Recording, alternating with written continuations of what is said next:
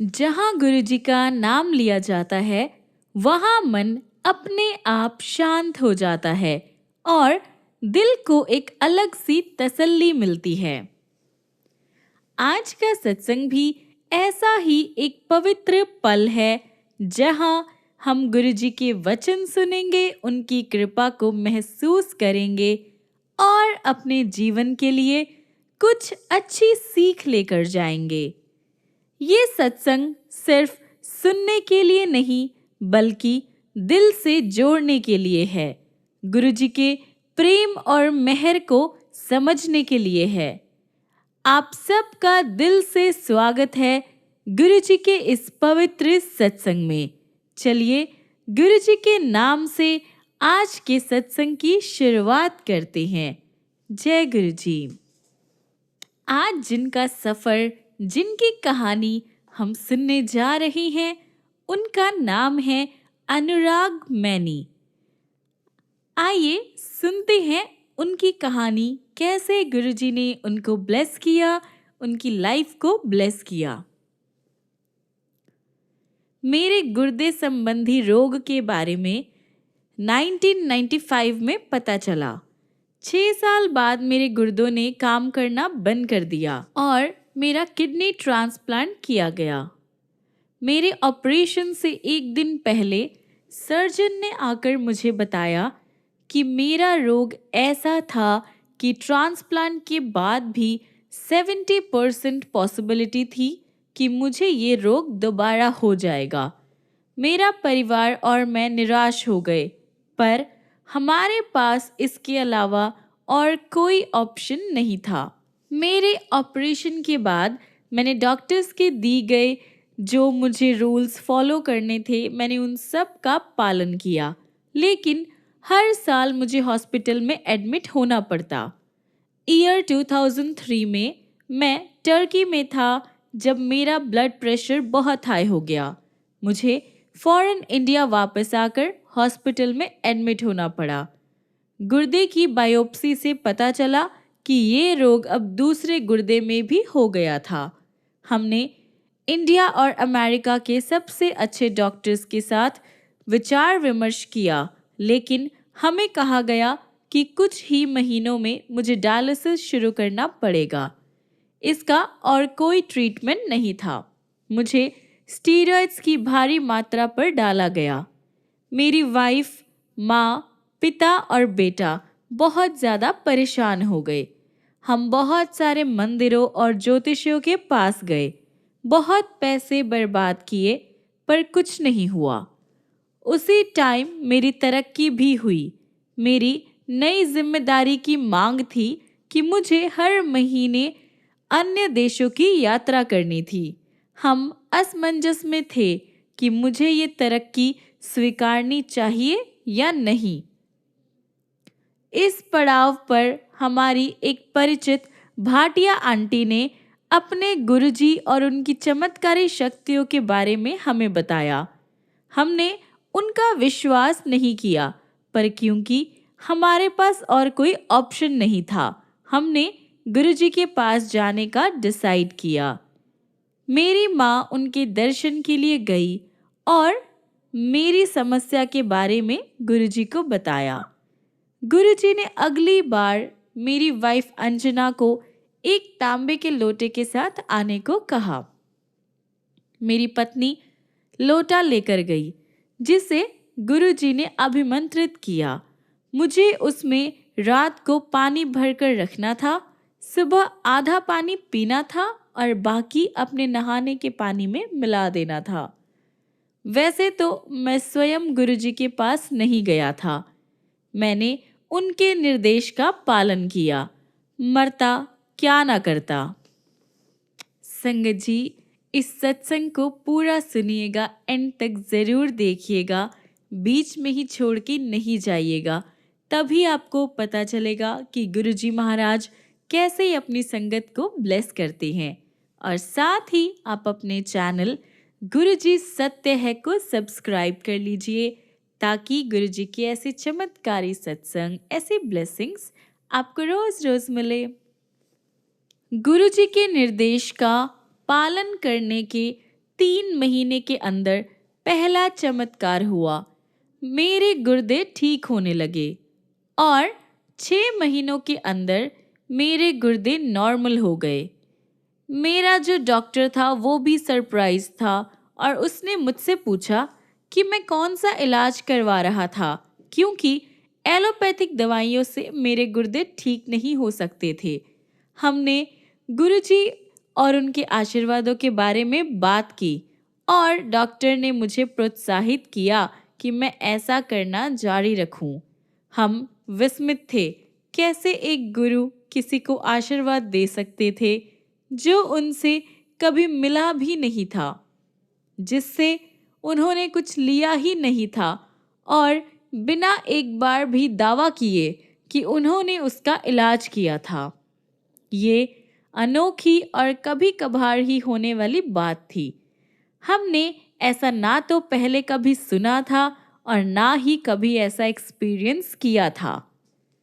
गुरुजी का आशीर्वाद प्राप्त करने के 6 महीने बाद मुझे उनके दर्शन हुए और वो मुस्कुराते हुए और आंखों में एक चमक लिए मुझसे मिले। पहली बार मैंने चाय प्रसाद और लंगर ग्रहण किया। इस बात का मुझे बाद में एहसास हुआ कि ये मेरी दवाइयों की अगली खुराक थी। मैं दुनिया के किसी भी कोने में यात्रा पर जाता हूँ तो अपना अभिमंत्रित लोटा साथ लेकर जाता हूँ। दुनिया के किसी भी देश के कस्टम्स ने ना कभी मुझे रोका है और ना ही लोटे के बारे में पूछताछ की है। जहाँ मैंने गुरुजी के यहाँ महीने में एक बार जाना शुरू किया, मेरी पत्नी गुरुजी के यहाँ ज़्यादा जाने लगी। उसे शियाटिका था और अक्सर उसे दर्दनाक दौरे पड़ते। उसने कभी भी गुरुजी से इसके बारे में बात नहीं की और हर हफ्ते वह छोटे मंदिर में चुपचाप बैठती और मेरी सेहत के लिए प्रार्थना करती। 1 साल के अंदर उसे एहसास हुआ कि अब उसे दर्द नहीं था। उसके शियाटिका का इलाज अपने आप हो गया था। इस ड्यूरेशन में हमें गुरुजी का एक सिद्धांत याद आया जो उनके एक भक्त ने हमें बताया था। गुरुजी ने कहा था, पुछदे नहीं मंगदे नहीं। एक शिष्य को अपने गुरु से कुछ नहीं मांगना चाहिए। शिष्य दूरदर्शी नहीं होते, जबकि गुरु दूरदर्शी होते हैं और संगत के बिना बोले अपने आप ही उन्हें आशीर्वाद दे देते हैं। वह अगर कुछ चाहते हैं तो सिर्फ संपूर्ण श्रद्धा और विश्वास। उनके आशीर्वाद अनगिनत है और दुनिया की किसी भी शक्ति से अधिक शक्तिशाली। मेरे पूरे परिवार पर उनकी कृपा बरसनी शुरू हो गई थी। स्टीरॉयड्स के कारण मुझे दोनों आंखों में मोतियाबिंद हो गया था और मुझे उसका ऑपरेशन करवाना पड़ा। मेरी वाइफ चिंतित थी कि हम ऐसे डॉक्टर और ऐसे हॉस्पिटल जा रहे थे जिसे हम जानते नहीं थे। ऑपरेशन से एक दिन पहले हमने गुरुजी का आशीर्वाद लेने का डिसाइड किया और सब उन पर छोड़ दिया। अगले दिन जब हम दिल्ली के एक हॉस्पिटल में गए तो मेरी पत्नी ने देखा कि हॉस्पिटल के मालिक के कमरे में गुरुजी की तस्वीर थी। हॉस्पिटल के वर्कर्स ने हमें बताया कि हॉस्पिटल के मालिक गुरुजी के पक्के भक्त थे और पिछली शाम को संगत में थे जब हमने गुरुजी से आशीर्वाद लिया था। गुरुजी ने अपने आप ही उस हॉस्पिटल की ओर हमारा मार्गदर्शन किया जिसे उन्होंने आशीर्वाद दिया था। मेरा ऑपरेशन बहुत अच्छा रहा। एक बार फिर गुरुजी ने प्रमाण दिया कि हमें उनसे कुछ भी मांगने की जरूरत नहीं है। उनका आशीर्वाद सदैव हमारे साथ है, हर जगह है और हर समय है। वैसे तो मेरे गुर्दे में सुधार हो रहा था।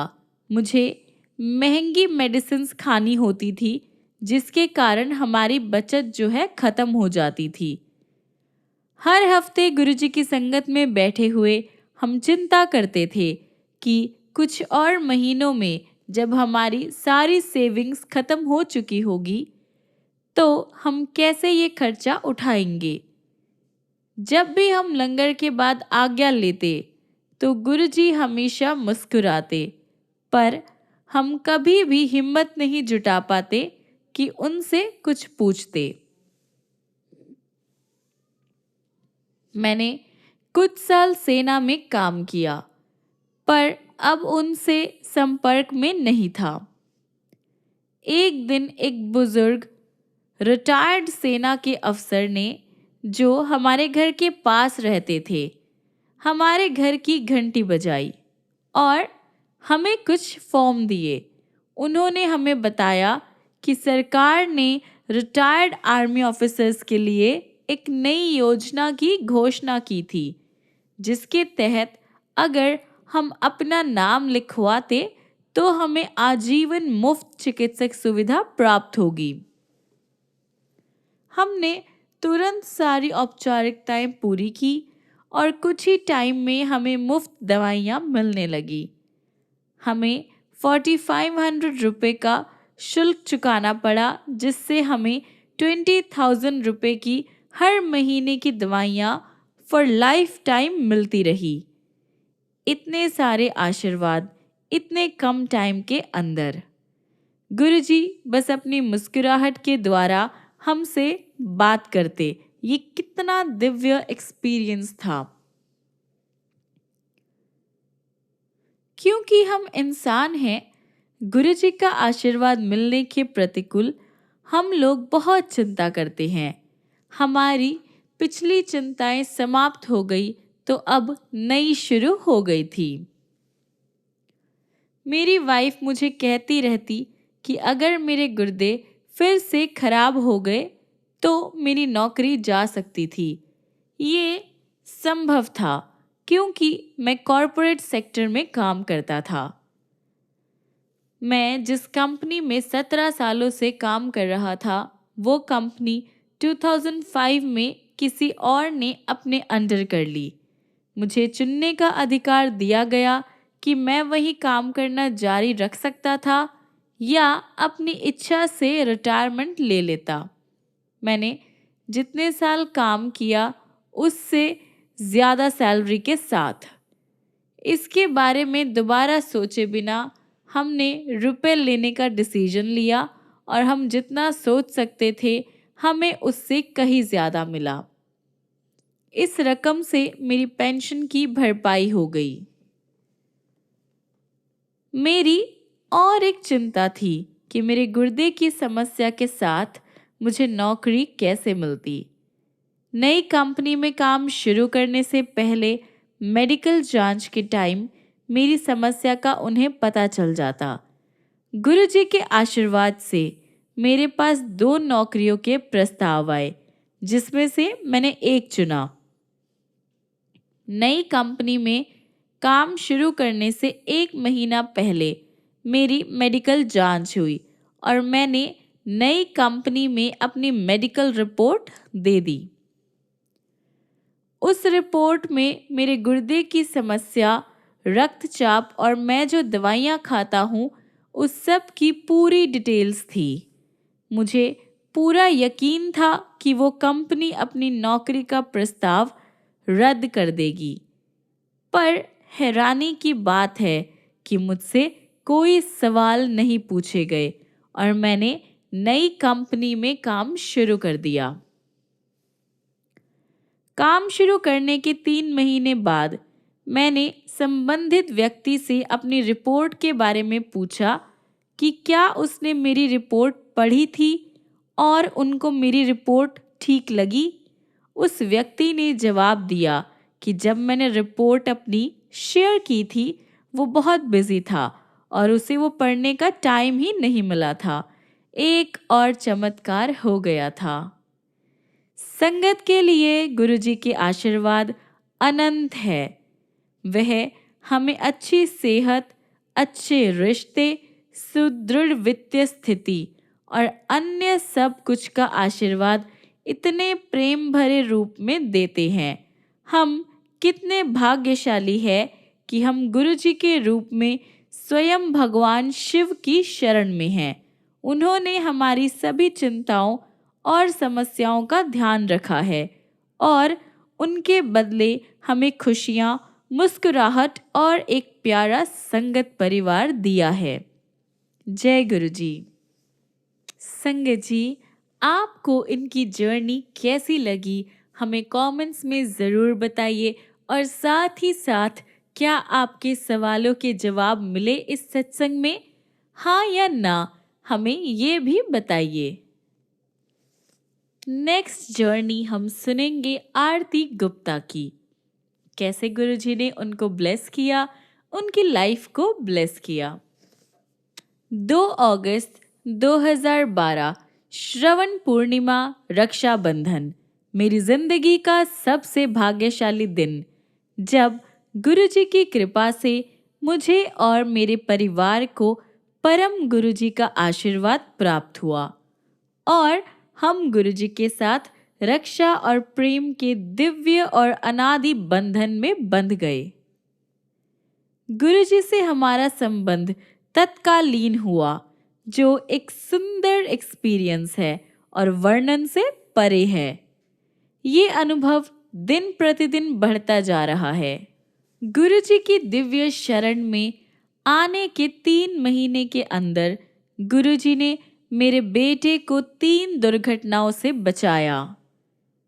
गुरुजी ने मेरे पिता की आयु को बढ़ाया और मेरे डायबिटीज के रोग को एक ही दिन में 75% तक ठीक कर दिया। इसके अलावा भी गुरुजी ने अनगिनत तरीकों से हमारी लगातार सहायता की। गुरुजी के कई आशीर्वाद तो इतने विशिष्ट होते हैं कि हमें उनका पता ही नहीं चलता। गुरुजी प्रेम का अनंत भंडार हैं, जो देते हैं और केवल देते ही हैं।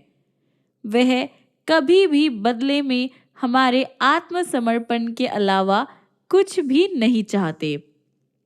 गुरुजी का प्यार मेरे दिल के हर कोने को छूता है। गुरुजी से मिलने से पहले मेरा जीवन जीने का जो उत्साह था वो खत्म हो गया था।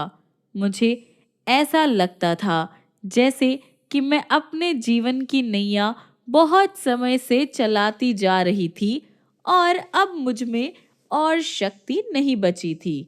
मुझे ऐसा महसूस होता था जैसे कि मैं समुद्र में एक छेद वाली नाव में एक निष्प्राण प्राणी की तरह लेटी हुई हूँ और मुझे किनारा नजर नहीं आ रहा। तब मेरे गुरुजी आए और उन्होंने मुझे इस बात का एहसास कराया कि मुझे चिंता नहीं करनी चाहिए। मैं अकेली नहीं थी और गुरुजी सब संभाल लेंगे। सतगुरु प्यारा मेरे नाल है। गुरुजी ने मेरी नाव के सब छेद भर दिए हैं और स्वयं नाव चलाकर किनारे पर अंतिम मंजिल की ओर ले जा रहे हैं। मेरी आंखों से कृतज्ञता के आंसू बहते हैं, क्योंकि शब्द कभी भी उस रक्षा सूत्र का व्याख्यान नहीं कर सकते जिससे गुरुजी ने मुझे बांधकर सुरक्षा दी है। मैं नहीं जानती कि मैंने ऐसा कौन सा पुण्य कर्म किया था जिसके फलस्वरूप गुरुजी ने मुझे अपनी शरण में लिया। जब किसी के जीवन में प्यार की कमी हो जाती है तो वह व्यक्ति असुरक्षित महसूस करने लगता है और अपने वास्तविक निजी व्यक्तित्व से भटक जाता है। गुरुजी का प्यार ऐसी भटकती आत्माओं का परिवर्तन कर देता है। मेरे अंदर ये दिव्य परिवर्तन आरंभ हो चुका है। गुरुजी का प्यार भरा हाथ मेरे सिर पर होने के कारण मैं अपने आप को सुरक्षित, संतुष्ट और खुश महसूस करती हूँ। परिस्थितियाँ अब भी वही हैं और लोग भी वही हैं, लेकिन मेरी प्रतिक्रिया अब बहुत संतुलित होती है और मेरी स्वाभाविक अच्छाई अब वापस आ गई है। धीरे धीरे मैं अपने आप से प्यार करने लगी हूँ। गुरुजी का माँ के जैसे देखरेख करना और पिता की तरह रक्षा करने के कारण मेरे मन की सभी चिंताएं समाप्त हो गई है। मैं जानती हूँ कि गुरुजी सदैव मेरे साथ है और मुझे अब संसार में किसी भी बात की चिंता करने की आवश्यकता नहीं है। ये कुछ लाइनें हैं जो मैं अपने गुरुजी को डेडिकेट करना चाहूँगी। ना कुछ पूछा, ना कुछ मांगा, तूने दिल से दिया जो दिया। ना कुछ बोला, ना कुछ तोला, मुस्कुरा के दिया जो दिया। तू ही धूप, तू ही छाया, तू ही अपना पराया। और कुछ ना जानूं, बस इतना ही जानूं, तुझ में रब दिखता है, यारा मैं क्या करूं। सजदे सिर झुकता है, यारा मैं क्या करूं। गुरुजी हमें हमारे दोषों के साथ स्वीकारते हैं, हमें बिना शर्त के प्रेम करते हैं और हमें वह सब सुख देते हैं जो हमारे लिए अच्छा होता है। अगर वो हमसे कुछ लेते हैं तो वो है हमारे बुरे कर्म और केवल 10% ही हमारे भोगने के लिए छोड़ देते हैं। ये सोचने वाली बात है कि हर एक संगत के 90% कर्म हमारे प्यारे गुरुजी अपने ऊपर ले लेते हैं। हमारी खुशी के लिए वह कितना कष्ट उठाते हैं।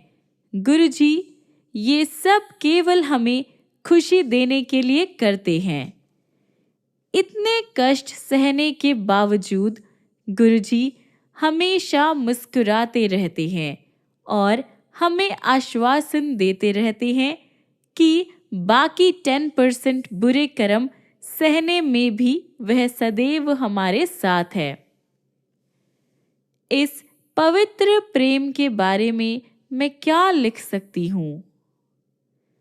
क्या ऐसा कर पाना किसी भी मनुष्य के लिए संभव है?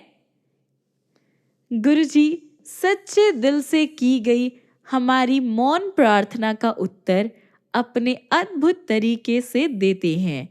कभी ये उत्तर टेलीपैथी के द्वारा होता है और कई बार गुरुजी का दिव्य संदेश उचित समय पर उचित व्यक्ति को उचित स्थान पर मिलता है। गुरुजी की कृपा में कभी चूक नहीं होती। जीवन का प्रत्येक क्षण गुरुजी का सत्संग होता है। मैं बहुत भाग्यशाली हूँ कि गुरुजी ने मुझे आशीर्वाद दिया है कि मेरी आत्मा नित्य गुरुजी की शरण में रहती है। गुरुजी की दी हुई सुरक्षा परम है, उनकी चिकित्सा करने की विधि दिव्य है और गुरुजी प्रेम और दया के प्रतीक है। गुरुजी के अपार स्नेह और असीम कृपा के बिना मैं अपनी जिंदगी के एक क्षण की भी कल्पना नहीं कर सकती। मैं यही चाहती हूँ कि गुरुजी का आशीर्वाद सबको प्राप्त हो और वे मुझे अधिक से अधिक योग्य बनाएं। मैनू सेवादारा दी जमात विच रखी, मैनू मेरे माल का औकात विच रखी। जय गुरुजी। आज के लिए इतना ही, क्योंकि गुरुजी के सत्संगों की लड़ी तो कभी टूट ही नहीं सकती है और ना ही कभी टूटेगी। रुकिए जरा, आपके लिए वीडियो अभी खत्म नहीं हुआ। गुरुजी के वचनों को सुनते और समझते जाइए। आज का पहला अनमोल वचन है, फंक्शंस गुरु नाल सेलिब्रेट करने चाहिए हन, बाकी सारी पार्टियां ਤਾਂ ਇੱਥੇ ही रह जाणगियां। साडे नाल मनाई पार्टी मरण बाद भी नाल जावेगी। Celebrate your functions with your guru. All other parties will remain here, but the ones you have with your guru will go with you even after your death. यानी हमें अपने जीवन के हर शुभ अवसर जैसे जन्मदिन, शादी सालगिरह या कोई भी खुशी का पल अपने गुरु के साथ जोड़कर मनाना चाहिए, क्योंकि गुरु के साथ जो समय, जो भाव और जो आशीर्वाद हमें मिलता है वही असल कमाई होती है। दुनिया की बाकी पार्टियां, दिखावे की खुशियां और लोगों के साथ की मौज मस्ती यही इस दुनिया तक सीमित रहती है। वे सिर्फ कुछ समय के लिए खुशी देती है और फिर खत्म हो जाती है। लेकिन गुरु के साथ जुड़कर जो भी हम करते हैं उसका फल आत्मा के साथ चलता है। गुरु के साथ मनाया गया हर अवसर हमारे जीवन को सही दिशा देता है, हमारे कर्मों को शुद्ध करता है और हमें अंदर से मजबूत बनाता है। यही कारण है कि गुरु के साथ बिताया गया समय और भाव मृत्यु के बाद भी हमारे साथ रहता है, क्योंकि वह आत्मिक होता है, भौतिक नहीं। इसीलिए सच्ची समझ यही है कि जीवन के हर खास पल को गुरु की याद, गुरु की कृपा और गुरु के चरणों से जोड़कर मनाया जाए। यही सबसे बड़ी और सच्ची पार्टी है। आज का दूसरा अनमोल वचन है, फाइनेंस दा कम कदे नहीं करना चाहिदा है, किसे दी आह लग जांदी है। Never do work related to finance, as you will invariably get accursed. यानी पैसे से जुड़े कामों में नहीं पड़ना चाहिए, क्योंकि ऐसे मामलों में अक्सर गलतफहमी हो जाती है। चाहे इंसान की नीयत अच्छी हो, फिर भी किसी को नुकसान हो जाए तो बदनामी और दोष सहना पड़ता है। पैसा लोगों के दिल से जुड़ा होता है, इसलिए उससे जुड़े झगड़े जल्दी होते हैं और मन की शांति चली जाती है। गुरु हमें समझाते हैं कि शांति और सुकून पैसे से ज्यादा कीमती है।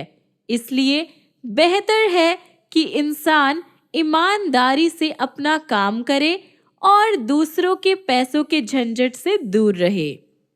संगत जी, मुझे तो इन वचनों को सुन के बहुत कुछ सीखने को मिला है। क्या आप भी इन वचनों को अपने जीवन में डाल रहे हैं? तो हमें कमेंट्स में ज़रूर बताइए। आज के लिए इतना ही। मिलते हैं अगली वीडियो में अगले चमत्कारी सत्संग लेकर।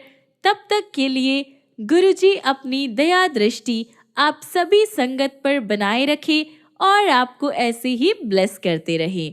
जय गुरुजी।